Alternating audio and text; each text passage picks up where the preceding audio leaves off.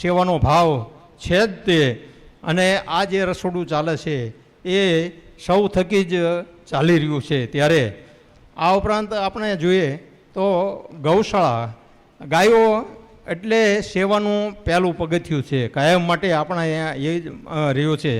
કારણ કે ગૌ સેવા જેવી એક પણ સેવા નથી. આપણે જોઈએ કે આપણે ગૌશાળાની અંદર ઉમા ગાય માતા હતા, અને જ્યારે એ હતા ત્યારે તો આપણને સૌને ખ્યાલ જ છે.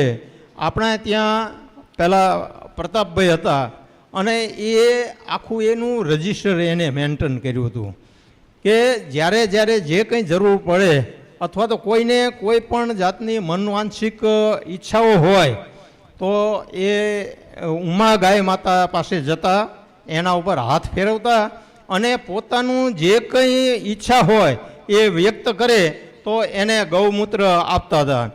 પૂજ્ય બાપુ પણ જ્યારે જ્યારે બહાર જાય ત્યારે ગૌમૂત્ર લઈને જ જતા, એના દર્શન કરીને જ જતા.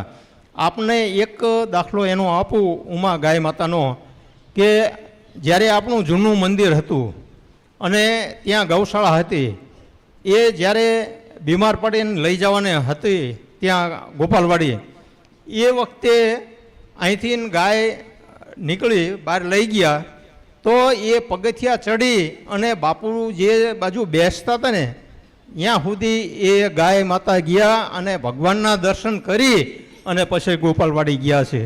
તમે વિચાર કરો કે ખરેખર આ એટલી પવિત્ર ગાય આપણી ગૌશાળાની અંદર હતી. પૂજ્ય બાપુએ હમણાં જ આપણને થોડા દિવસ પહેલાં પણ વાત કરી હતી કે આપણી પાસે એક એવી ગાય છે કે જેલા 5 વર્ષથી એ વિહાણી નથી છતાં એ દૂધ આપે છે. એટલે કહેવાનો ભાવ અર્થ આપણે અહીંયા જે ગાયોનું ઉત્તરોત્તર જે કંઈ સ્તર છે એ ખૂબ જ સારું છે, અને એની સેવા માટે થઈ અને આપણે આ એક ભગીરથ કાર્ય ઉપાડ્યું છે.